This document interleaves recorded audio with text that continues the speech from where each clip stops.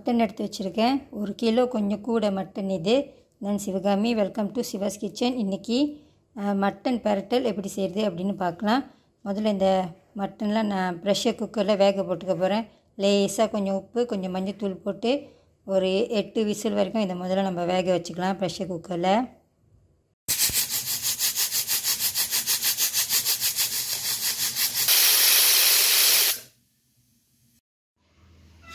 இந்த மட்டன் நல்லா ஒரு 8 விசில் வரைக்கும் நல்லா வேக வச்சு எடுத்து வச்சுருக்கேன் பாருங்கள். நல்லா வெந்துருச்சு இது.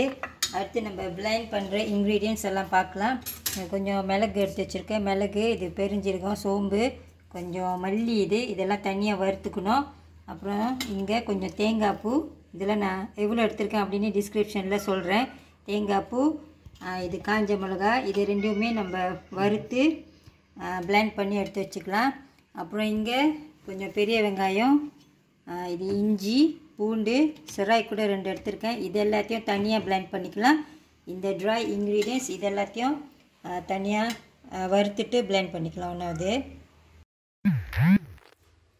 இந்த இஞ்சி, பூண்டு, பெரிய வெங்காயம், சிராயெல்லாம் இந்த பிளைண்டரில் தண்ணி ஊற்றி லேசாக இந்த மாதிரி அரைச்சி வச்சுருக்கேன். இதில் வறுத்த இந்த காஞ்ச மிளகா, ஸ்பைசஸ், தேங்காய் பூ இதெல்லாம் இந்த பிளைண்டரில் போட்டு தண்ணி ஊற்றாமல் ட்ராயாக அரைச்சி எடுத்து வச்சுக்கலாம். இப்போ கொஞ்சம் எண்ணெய் ஊற்றிக்குங்க.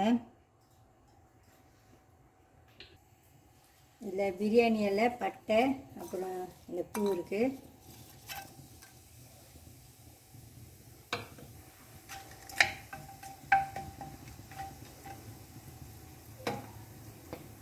நம்ம அரைச்ச அந்த வெங்காயம், இஞ்சி, பூண்டு, சிராய்,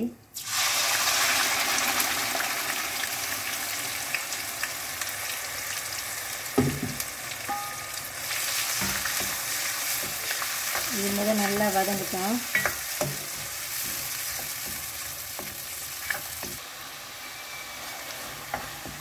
நல்லா வதங்கிடுச்சு.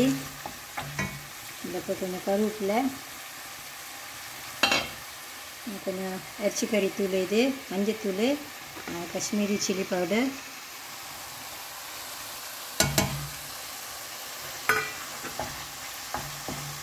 நெருப்பு குறைச்சி வச்சுக்கோங்க.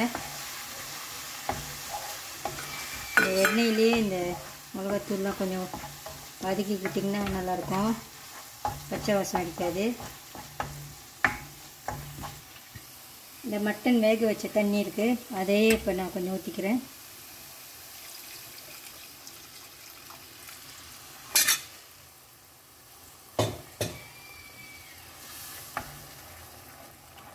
இது கொதிக்கிட்டோம். அப்புறமா உருளைக்கிழங்கு, தக்காளி பழமும் சேர்த்துக்கலாம். எண்ணெயெல்லாம் மேலே இந்த மாதிரி பிரிஞ்சு வந்துருக்கு பாருங்கள். இது வரைக்கும் நல்லா இதை வதக்கிக்குங்க. மட்டன் நம்ம ஏற்கனவே வேக வச்சிட்டோம். இந்த உருளைக்கிழங்கு ஒண்டி கொஞ்சம் நேரம் வேகணும். அது இப்போ போட்டுக்கலாம். ஒரு பெரிய தக்காளி பழம்,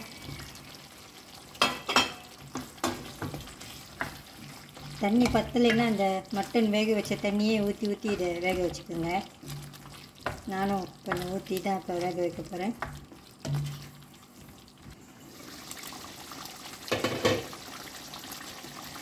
இந்த உருளைக்கிழங்கு ஒரு பாதி அளவுக்கு வெந்திருக்கோம். இப்போ இந்த மட்டனை சேர்த்துக்கலாம்.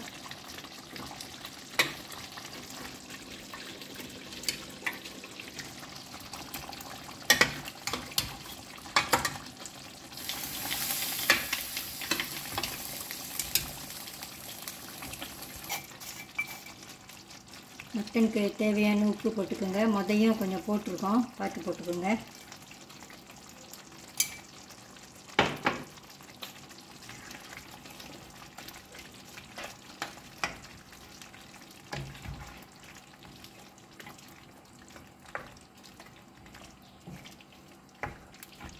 இந்த மட்டன் ஏற்கனவே வெந்தது தான், இருந்தாலும் இன்னொரு 5 நிமிஷம் இதை நம்ம கொஞ்சம் வேக வச்சுக்கலாம். இப்போது நல்லா கொதிக்கிட்டோம்.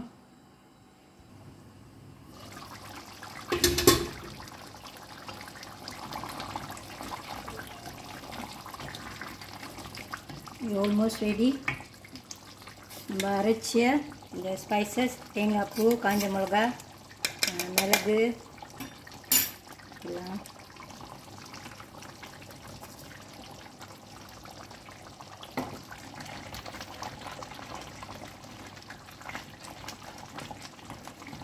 இந்த தேங்காய் பூ சேர்த்து செஞ்சு பாருங்கள், ரொம்ப நல்லாயிருக்கும். ஃப்ளேம் கொஞ்சம் குறைச்சி வச்சுருங்க. இப்போ இந்த ரெசிபி நீங்களும் ஒரு வாட்டி ட்ரை பண்ணி பாருங்கள், ரொம்ப நல்லாயிருக்கு.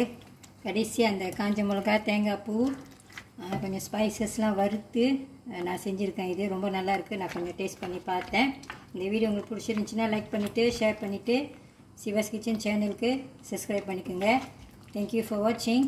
இந்த அடுப்பை ஆஃப் பண்ணிவிட்டு கடைசியாக கொஞ்சம் மல்லி இலை தூவிக்கலாம்.